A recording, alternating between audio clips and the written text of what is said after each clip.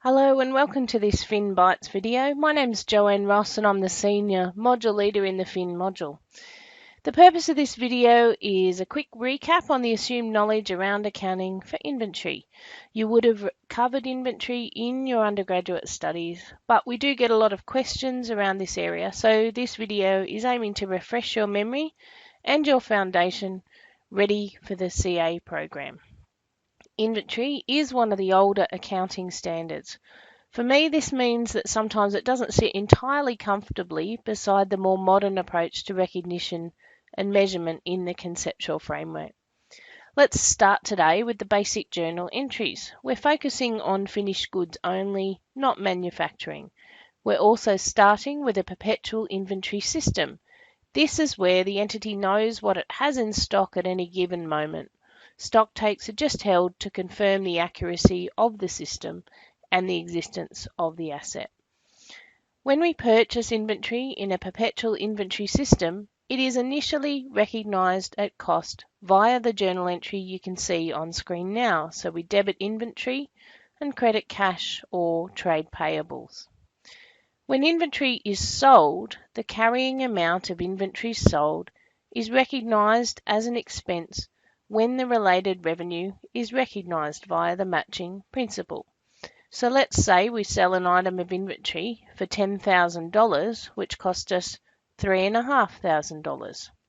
Under the perpetual inventory system, we'd record debit cash and credit revenue, specifying it's from sale of goods.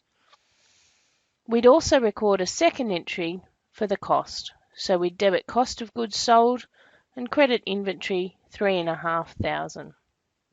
We can see this would result in a gross profit of $6,500 showing on our statement of profit and loss. If we were old school and didn't keep a constant record of how much stock we had on hand, we'd be using the periodic inventory system instead. The periodic system is basically just a teaching tool now, as with the widespread use of cheap and effective inventory costing systems, perpetual inventory is the norm. The journals, as we can see, would look a bit different, and I've included crossings out there so you can compare the two. On the purchase of inventory, we'd take it to purchases, not inventory, and when we sell the goods, there would only be the single journal. Of course, then we need to figure out what our cost of goods sold is. And so imagining that in this case there might have been opening stock of 0, we use a formula and do a stock take to calculate our cost of goods sold. If at the end of the reporting period under either system we needed to write down inventory, we'd go debit COGS or loss on inventory write down and credit the asset inventory. But how did the entity get to the $3,500 figure we've just recorded for cost? How should we measure inventories? According to paragraph 9 of IAS 2, we should measure inventories at the lower of cost and net realizable value. Let's pull this apart. What is cost?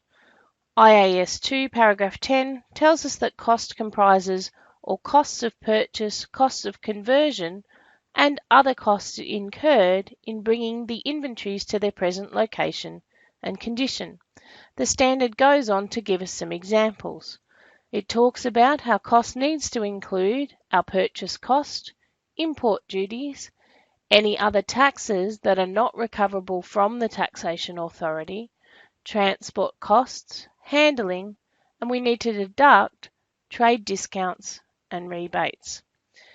We'll leave out discussions of direct labour and allocation of overhead today, as we're discussing an entity that simply acquires finished goods. The standard setters know that sometimes there's judgment involved in deciding what is directly attributable to bringing the inventories into your stores. IAS 2 gives us a bit more guidance by telling us that we would exclude storage, admin costs, and selling costs.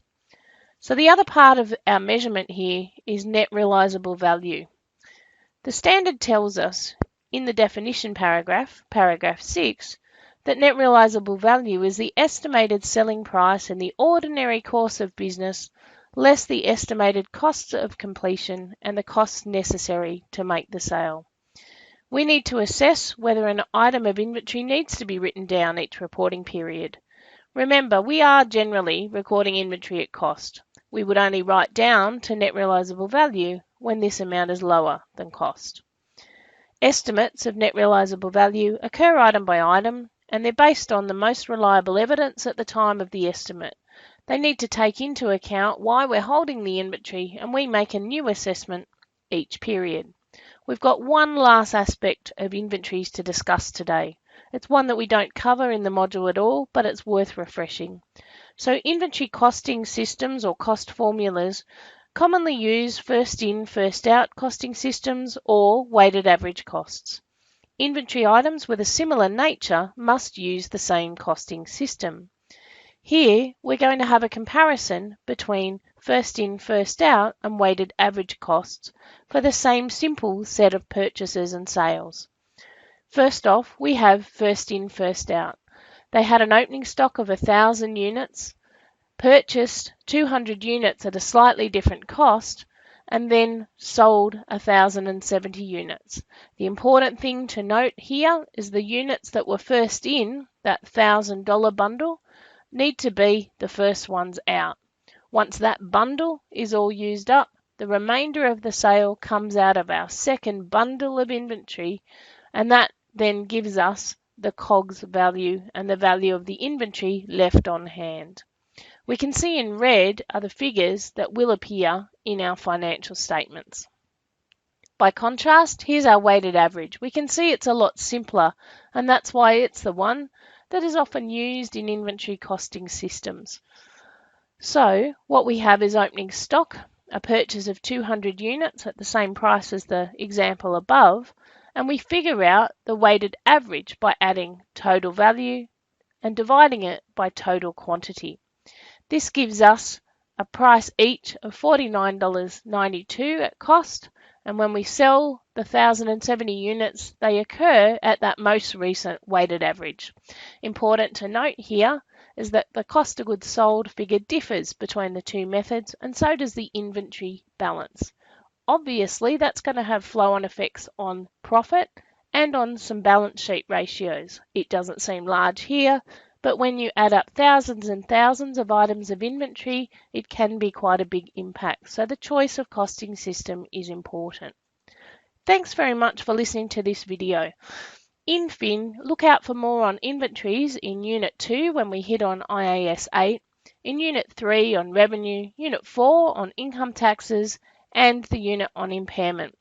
Also, you'll see inventories pop up again and again in the auditing and assurance module. Thanks for joining us, and post any questions you have on the Technical Query Forum.